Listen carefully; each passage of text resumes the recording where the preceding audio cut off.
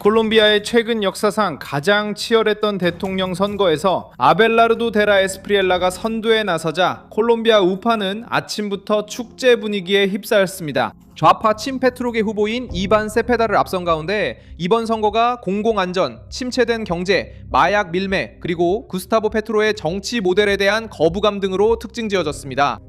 전호사이자 아웃사이더이며 티그레라는 별명으로 알려진 데라 에스프리엘라는 도널드 트럼프의 공개적인 지지를 받으며 결승전에 진출했고 예비 개표 결과에서 동료들로부터 당선인으로 불렸습니다. 트럼프는 그를 축하했고 마르코 루비오는 그와 통화했으며 하비에르 밀레이는 기뻐했고 플라비우 보소나루는 축하했으며 콜롬비아 좌파는 이의 제기와 개표 요청, 한 표 한 표 확인, 그리고 의혹을 제기하는 연설로 대응했습니다.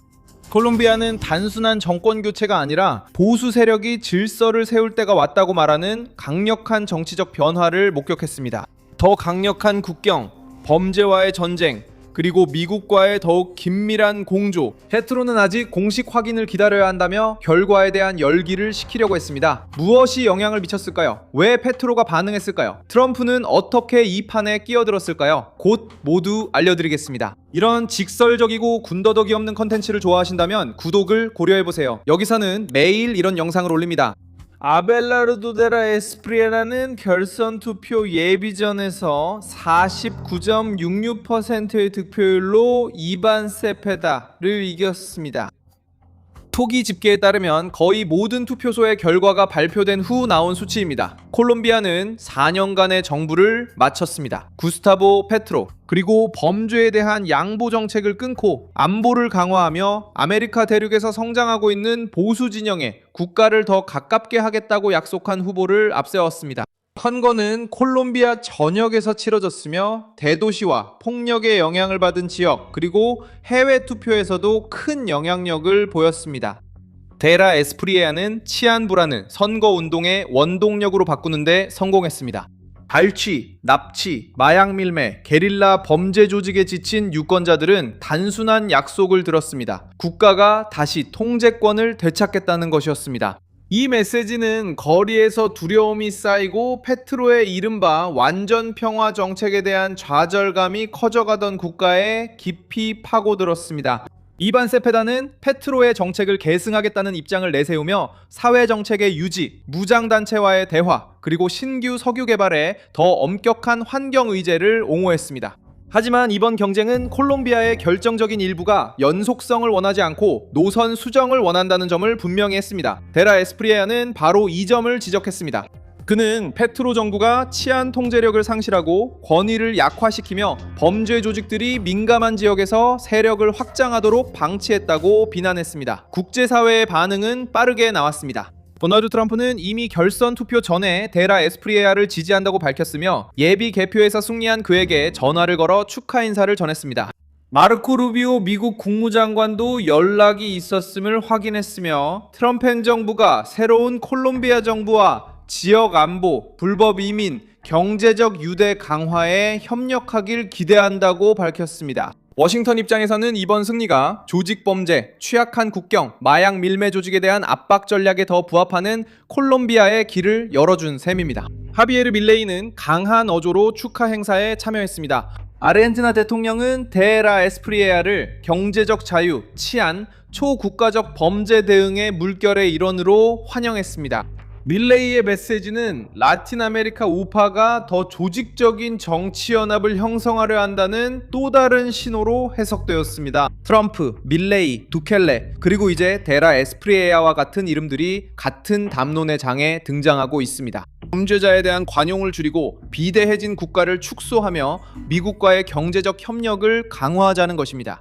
플라비우 보소나루도 콜롬비아인을 축하하며 우파의 의제가 아메리카에서 계속 승리하고 있다고 밝혔습니다. 이 발언은 최근 몇 년간 좌파 정부가 지배하는 라틴 아메리카라는 이미지를 팔려고 했던 룰라와 페트루 진영에 대한 직접적인 메시지로 언론에 보도되었습니다. 콜롬비아는 특히 페트루가 대통령이었기 때문에 이 블록에서 중요한 역할을 했습니다. 이제 판도가 달라졌습니다. 거리에서는 라에스프리엘라의 지지자들이 수년간의 긴장 끝에 문이 열리는 것을 본 것처럼 환호했습니다. 그가 연설을 했던 바랑키아에서는 지지자들이 모였고 콜롬비아 국기와 국가대표팀의 노란색 유니폼 그리고 페트루 정부를 반대하는 구호가 있었습니다.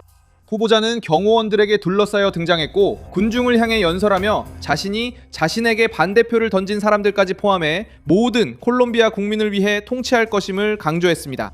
동시에 국가의 권위가 최우선이 될 것임을 분명히 했습니다. 그 밤의 가장 상징적인 문장은 데라 에스프리에아가 자신을 콜롬비아의 호랑이라고 소개하며 지지자들 앞에서 승리의 분위기를 드러냈을 때 나왔습니다. 단순한 마케팅이 아니었습니다. 이는 힘, 대결, 질서의 이미지를 바탕으로 만들어진 캠페인의 상징이었습니다. 그는 초대형 교도소 건설, 카르텔에 대한 강경 대응, 무장단체와의 느슨한 협상 종식, 그리고 범죄자들이 사실상 권력을 잡은 지역에서 국가의 통제권 회복을 약속했습니다. 이런 언어가 일부 유권자들의 마음을 사로잡았습니다. 페트로는 다른 방식으로 대응했습니다. 콜롬비아 대통령은 신중할 것을 요청했습니다. 그는 이상 징후가 있다고 말했습니다. 그리고 최종 개표 결과를 기다려야 한다고 거듭 강조했습니다. 좌파는 근소한 차이를 장기적인 정치적 분쟁으로 바꾸려고 했습니다. 하지만 데라 에스프리엘라는 2022년에 페트로를 집권하게 만든 것과 같은 선거 시스템에서 결과가 나왔다고 답했습니다. 그는 투표에 대한 존중을 요구하며 예비 패배를 받아들이지 않는 것이 사회적 위기를 초래할 수 있다고 경고했습니다.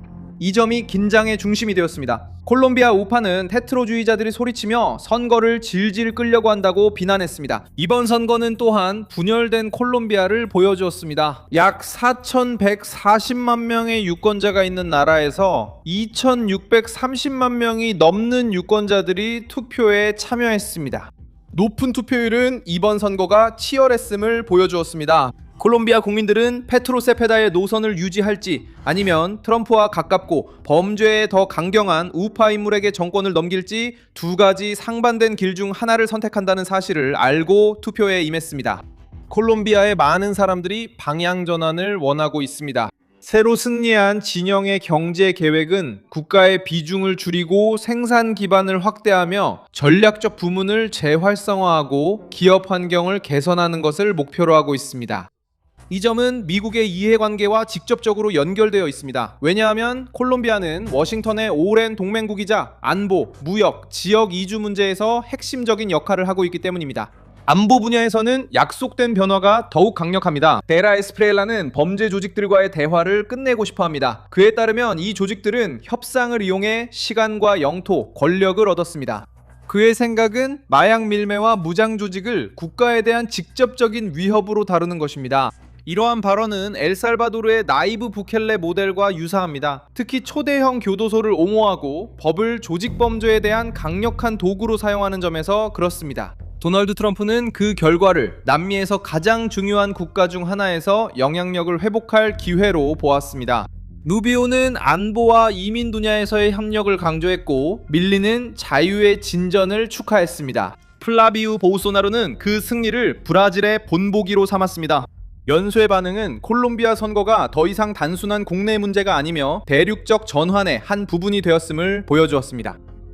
장선이 선거 당국에 의해 확정된다면 취임식은 2026년 8월 7일로 예정되어 있습니다. 그때까지 압박은 클 것입니다. 한편으로는 우파는 어떤 술수 없이 투표 결과가 존중되기를 원합니다. 반면 페트로 진영은 근소한 차이를 근거로 삼아 입지를 유지하려고 합니다. 그리고 콜롬비아 안팎의 보수 동맹들은 마치 라틴 아메리카에서 또 하나의 좌파 세력이 무너지는 것을 보는 것처럼 기뻐했습니다. 밀손 알비스 국제정치 전문가입니다. 제 목적은 매일 여러분께 진실된 정보를 전해드리는 것입니다. 뉴스 링크는 영상 설명란에 있습니다. 이 영상에 좋아요를 눌러주시고 채널을 구독해주세요. 그리고 마지막에는 댓글도 확인하셔서 밀손 알비스 커뮤니티와 더욱 활발하게 소통해보세요.